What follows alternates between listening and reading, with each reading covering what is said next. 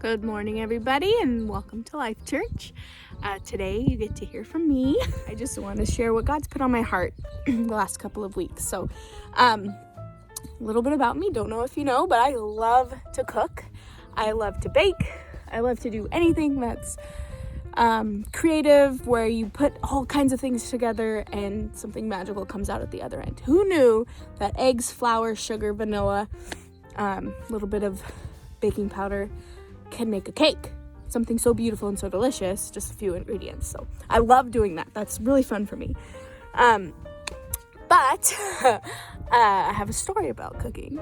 So one of the things that I've known how to cook since I was little, one of the first things I ever learned how to cook was biscuits and gravy, which just so happens to be my favorite food, and or at least one of them. So I consider biscuits and gravy one of the easier things to make, something I can just kind of whip up, and it always tastes good, and it's quick and easy for me.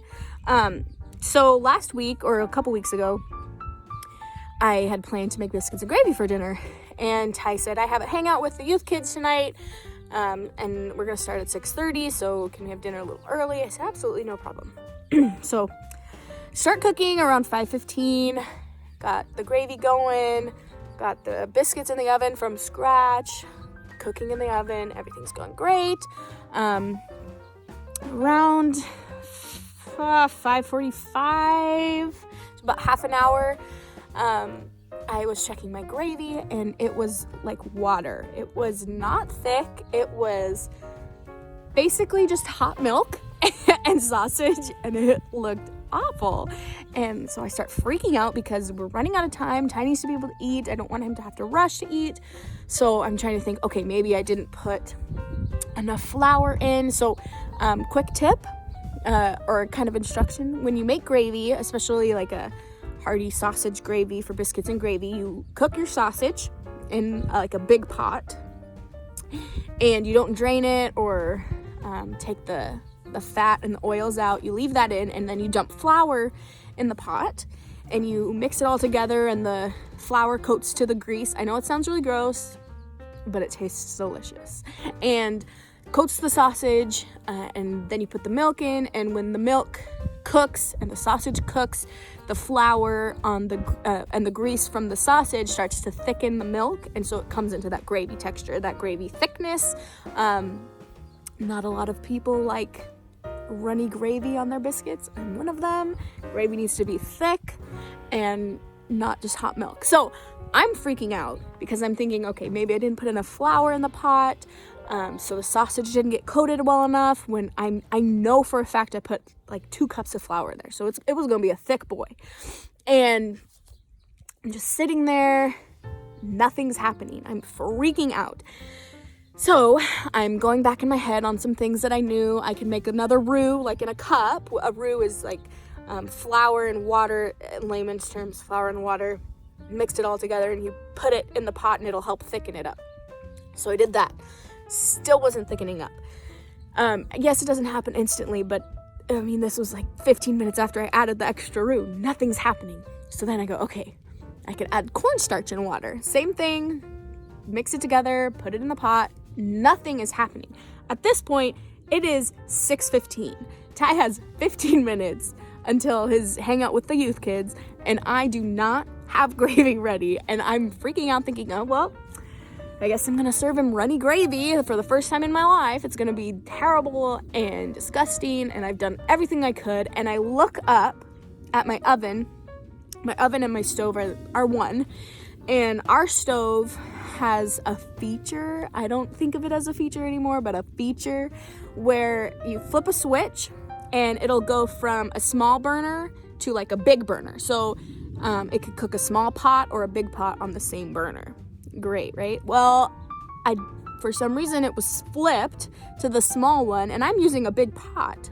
So it was sitting on the stove, this like 4-quart pot, on a tiny little burner, so it wasn't cooking or heating at all. As soon as I flipped that switch, within like 5 minutes, that gravy was instant thick. It was almost like a pudding. It was so thick. It was way thick. So dinner was saved, I guess. Ty only had like 5 minutes to eat, but it was still biscuits and gravy. Well, when almost immediately after I realized what I had done, God spoke to me in that minute, and he said, this is what happens when you take things into your own hands. So what he talked to me about was, there's so many times in our life where God gives us a promise, or someone gives us a word from God, or we have a calling on our life, something given to us from the Lord, and we're sitting there waiting for it to happen, and it's just not happening. So we start to take things into our own hands. We start to maybe quit our job, we move our states, we move houses, we sell everything we own, we just try to move things along to get what God has promised us. Well, when we do that, we usually mess things up.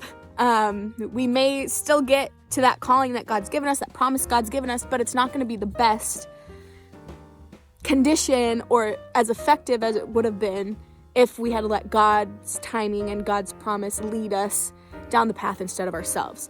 So similar to the gravy, I took it upon myself to add things I knew would thicken it up. Now, in the end, it's still gravy. It's still gravy. But it's not as good of a gravy as it could have been if I had just followed directions, if I had stayed the course. And the other end of the spectrum to this is connecting to the power source, connecting to God. God is our power source. While I was connected to the power source of my stove the entire time, it wasn't to full force. It was only half. And that was because I was trusting myself, knowing I was doing, knowing I knew what I was doing. I've made biscuits and gravy so many times in my 28 years of life that it wasn't a big deal. I didn't think about it. Same with the promises. If we focus on the promise, we don't focus on God, we can disconnect ourselves somewhat from God, God's full power and full control of our life. We start to take it into our own hands. And yes, we still love God, we still have a relationship with God, but it's not to the fullest potential because we're taking things into our own hands. So yes, our calling, our promise, our leading from God may still happen in the end, but it's not going to be to the fullest potential, to the fullest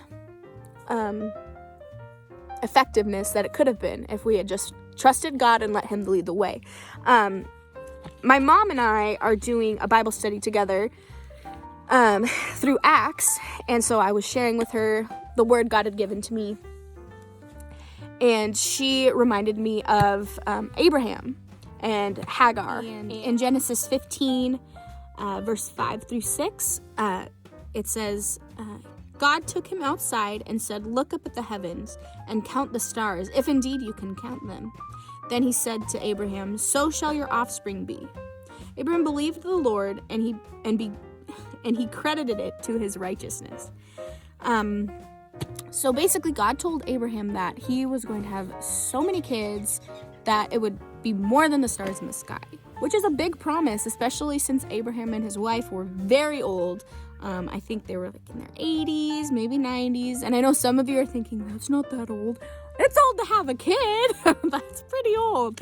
So Abraham tells his wife the promise that God gave him. And they waited, and they waited, and they waited. And it actually says 10 years passed. And that's a long time for some of us to be waiting on a promise for God. And so Sarah told Abraham that they have a servant girl, and she's right in that right age range for a baby, and so they should use her as a surrogate mom. She can get pregnant, and maybe that's what God meant, is that we're supposed to have kids from our servant girl. So Hagar gets pregnant, and part of the problem with that was it created a lot of baby mama drama. And Sarah became very jealous of Hagar, that Hagar was having a kid. She wasn't. She was very upset that the offspring that would be this numerous offspring like the stars wouldn't come from her. And she just was so angry with Hagar that Hagar left. She was very afraid of Sarah. Likely so. a mother scorned, or a potential mother scorned. I mean, like, so Hagar runs off, and God actually speaks to her. And Genesis 16:11 says, the angel of the Lord also said to her, you are now with child, and you will have a son. You shall call him Ishmael, for the Lord has heard of your misery. He will be a wild donkey of a man. His hand will be against everyone, and he will live in hostility toward all his brothers. Now, Ishmael, which is the son that Hagar has, became basically a thorn in Abraham's side. All of Ishmael's descendants became future enemies, future nations of enemies for all of Israel. And there's lots of theories out there on like who the descendants can be, but forever those descendants of the mistake, the way that they took into their own hands, forever was a threat and a danger to the children, the generations of children that Abraham did have because of the promise of God. So he took it into his own hands. As a couple, they both took it into their own hands. They didn't have bad intentions. They thought, this must be what God wants because it's taking so long. Maybe we're just not looking in the right place. And so instead of waiting and trusting in God and trusting that he can still do the impossible, they decided to take it into their own hands and actually created a nation of enemies for their own descendants. It's a very interesting thing to think about for the future for us. Maybe you have a promise God's given you. Maybe there's a calling put on your life. Maybe they told you something in your past and you're feeling like, okay, it's been a really long time. What am I supposed to do here? And it's not happening.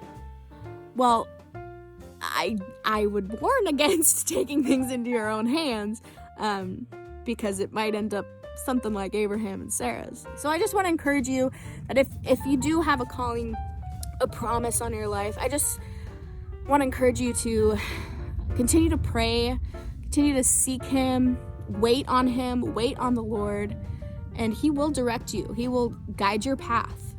He loves you, and he doesn't want you to mess up. He doesn't want you to go down the wrong way. He has everything ready for you and everything prepared for you. So I just want to encourage you in that, and I just pray that you have a great week and that you're enjoying as much as you can from this quarantine. And I can't wait to get together with you guys.